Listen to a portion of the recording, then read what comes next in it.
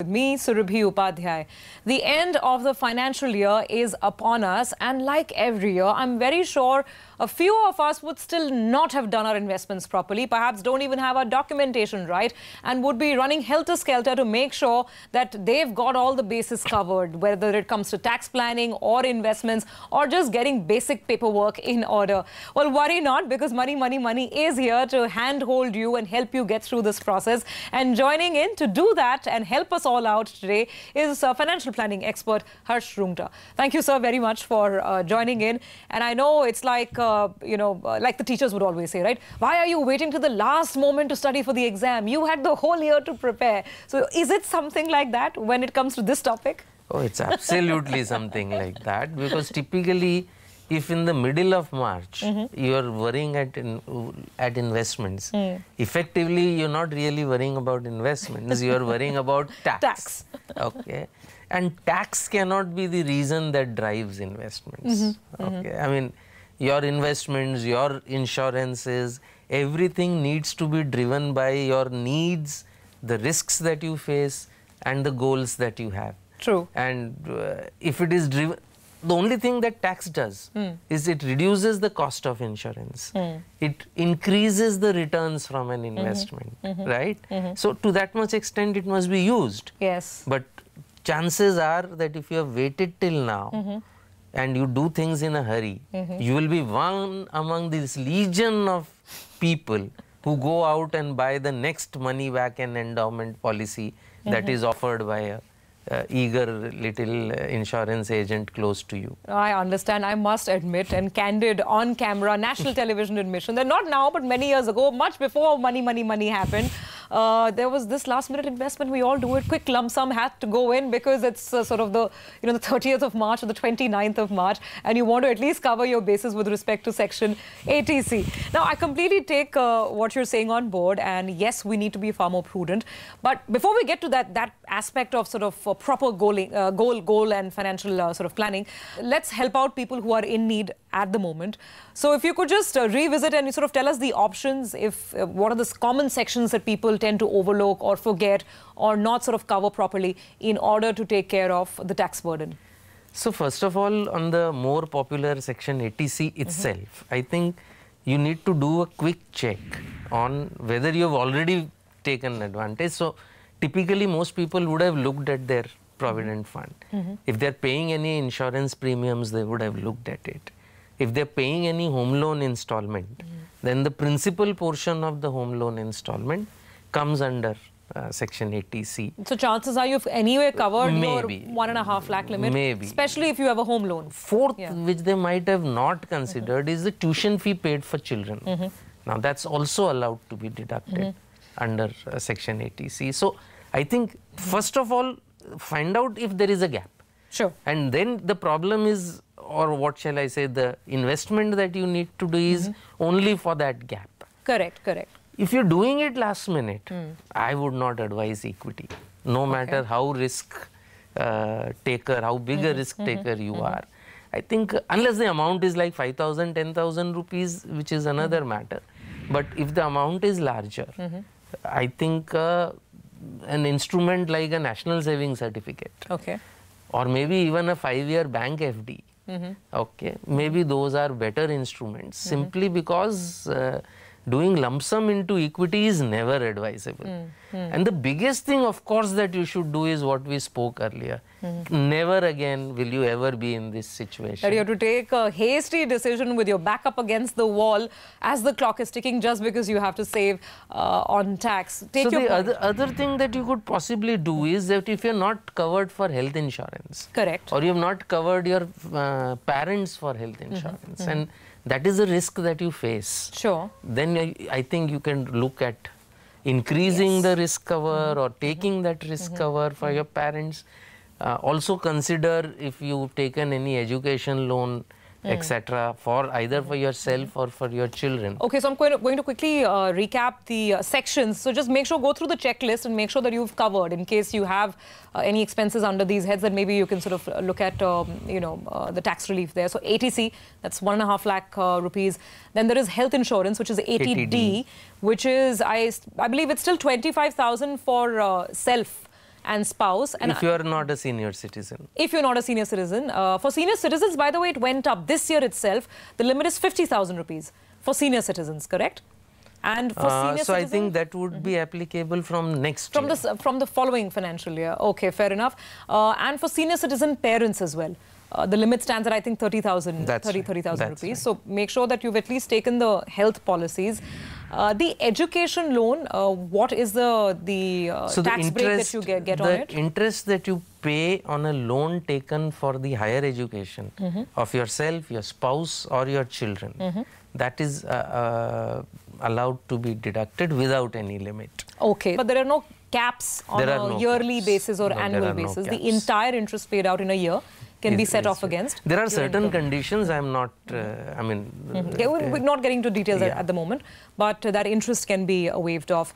Any other sections? It has to be from a bank or a financial institution or a charitable institution, etc. So there are, and it has to be during the first 7 years, and so there are certain conditions surrounding it. Okay, fair enough. Now, if you're doing any charity and you haven't done it, so charity at least you can do one time. Okay, so that is a deduction that you can get under section. And that's also 80G. the entire amount, which is 50% typically, unless you are doing it in funds which are typically the Prime Minister's Relief Fund, etc. Unless you plan to do it in those kind of funds, the deduction is 50%. Okay, all right, fair enough. So we've already sort of enlisted some of the major heads, Mr. Rungta. ATC, then health insurance, ATD, in case it's an educational loan. Just make sure that you take the tax advantage under all of these sections. There's also NPS, the National Pension Scheme, and a lot of planners that I speak to, investment advisors I speak to, largely are positive on this scheme. A, because of the additional tax advantage, it's 50,000 extra. And B, that it lets you invest in equity, and now there's more tax flexibility even when you're withdrawing that money out. What is first of all, your own assessment of the NPS? So I think NPS, to the extent you get an exclusive tax break that you will not get by investing anywhere else, I think makes a lot of sense. Okay. Because it's, by definition, it's long term. Okay, you cannot withdraw early. If you withdraw early, 80% you still have to convert into an annuity, unless it is one of those three reasons. So clearly you cannot withdraw. There is a physical restraint for you to withdraw early. So it tends to be there for long term. True. The tax benefit, the exclusive tax benefit, tends to bump up the return. So at least to the extent of exclusive tax benefit, which is if you're salaried, then up to 10% of your basic plus DA, that your employer can contribute in addition to the provident fund or anything else.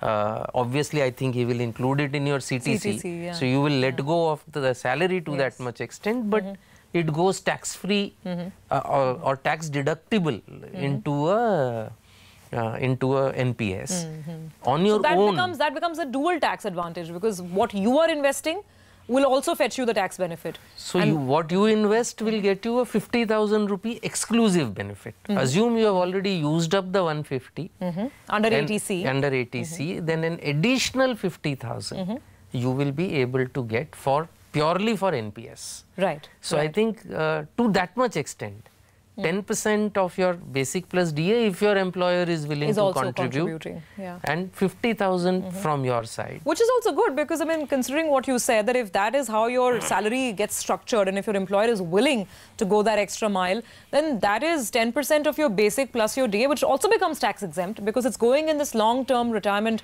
investment. It's tax deferred. Tax deferred. Yeah. Because at the time of withdrawal, there would be tax on annuity. There would be some taxation perhaps at the time of withdrawal.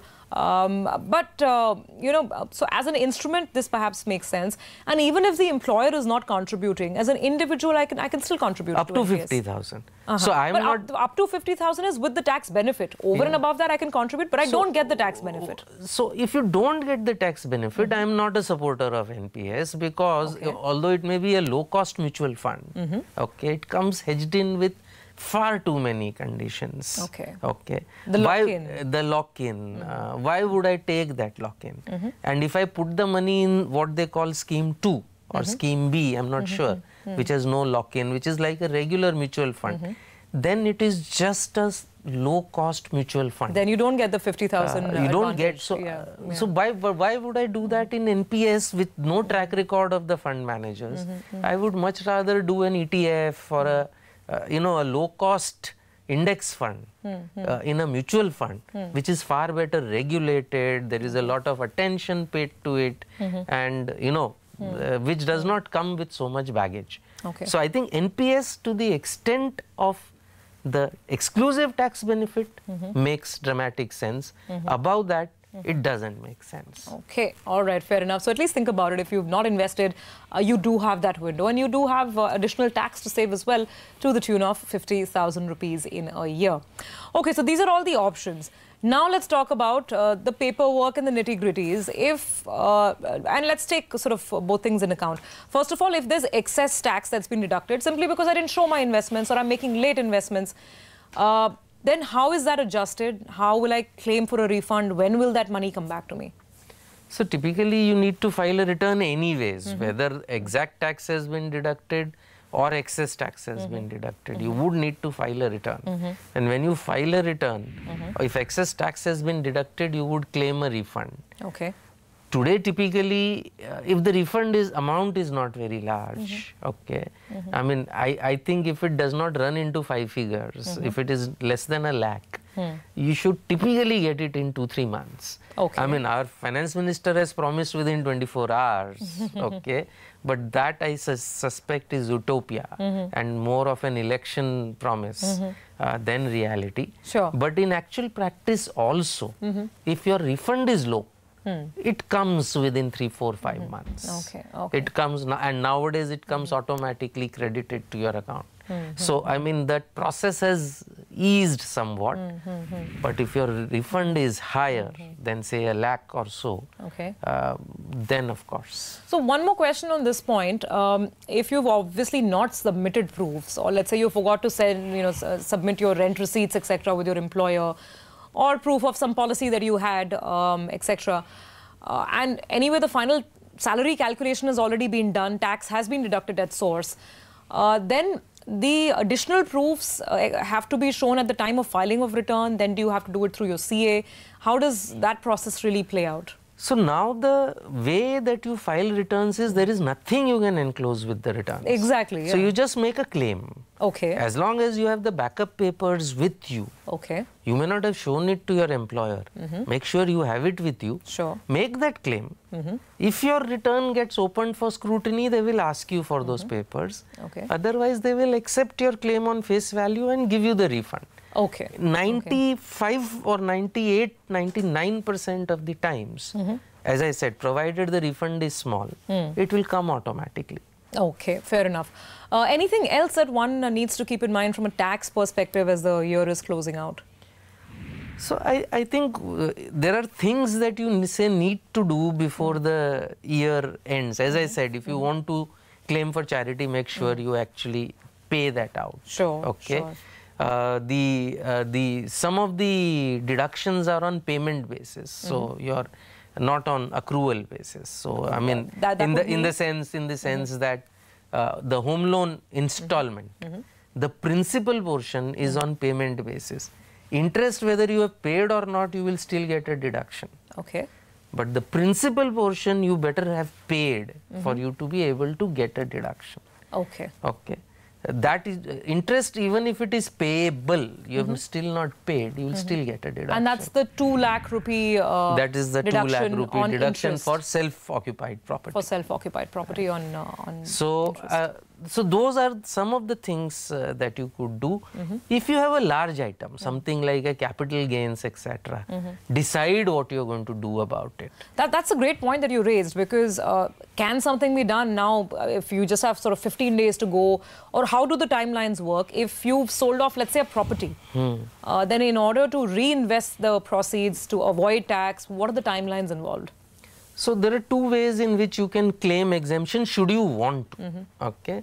So on a property, one is that you can invest up to 50 lakhs in what are called capital gain bond schemes. Correct. REC and I think REC NHA. and NHA. Yeah. So that you can invest in, but that has to be done within 6 months of the transfer. Okay. So if you have, say for example, if the actual transfer has happened by after 30th September, okay, then you have to do it within 6 months of whatever that date is. And the cap would be 50 lakhs. 50 lakhs per year. Per year. Right. Okay. So that is one. If you want to invest in another house, and I would not recommend investing in another house just to save on cap gains. But if at all you really want to invest in another house, then 31st March is not a deadline really. Okay. Then the deadline is your return filing date. By that time, you either invest in a house or you invest that money, okay, the capital gain money or the sales proceeds. If it is a residential property, the capital gain money. If it is property other than residential property, then the entire sales proceeds. You have to invest in what is called a cap gain account scheme run with various nationalized banks in the country. All right, so these are things to be kept in mind. Speaking of capital gains, I think this will also be the first year where the long-term capital gains tax for equities really kicks in. Any advice here? I don't know how many people would be, liable to pay this tax because the market didn't show too much of gain. But otherwise, I mean, what have you been telling clients? If they cross that threshold of 1 lakh in a year, then what is to be done? How does it sort of, how does it even out? So if it is today, there is no exemption that they can get except adjusting it against long-term loss, if they have any. Otherwise, if the long-term gains on equity crosses 1 lakh, then you have to pay the 10% plus tax. And you ought to have paid it in installments depending on when the capital, so you would have to pay interest for deferring payment of advance tax as well. So do those calculations and make sure you pay so that you don't unnecessarily pay advance tax, unnecessarily pay interest in the future. All right, fair enough. I think that's helpful advice and points to keep in mind as the financial year closes out. This should not be left for the 11th hour at the last minute. So, I mean, what advice would you give to people if, this year has been a bit of a muddle. We're also approaching a brand new year. It's always a good time to start afresh. What would the advice be? So, I think, as far as financial planning is concerned, it is one of those very important things which are not urgent. Okay, so I think you need strategies to convert it into urgent. Okay, and if you take an analogy, I mean, all of us typically pass these New Year resolutions that I will lose weight and I will go to the gym, etc. And one ways that psychologists have found that you can actually convert these resolutions into action is to make a commitment that will result in some kind of a loss if you don't follow through on your resolution. So they would suggest pay a 1-year fee to the gym, right? Now if you don't go to the gym, you would suffer some loss. So the probability that you will do the desired action improves. I would say people something similar on financial planning. Okay, approach a planner and typically they charge an upfront fee, pay that fee. Okay. One is he would advise you on what to do for the 15 days, okay, which is among the things that we discussed. But more importantly, you can go back to him after the din has died down. Okay, and make sure that in the new year, you don't commit the same errors that you had committed this year. Absolutely, I take your point. On the subject of getting advice itself, what are your thoughts? Because there are a lot of people offering advice these days. You'll go to, banks and they'll want to tell you they can plan taxes and they can give you some advice with products as well. Sometimes your CA starts doubling up as an advisor. Sometimes your advisor starts doubling up as a CA. So it does get a little hazy. Then there are mutual fund distributors and, they also seem to claim they have your interest in mind. So just demystify this entire universe for us. And the basic question, whom do I get advice from?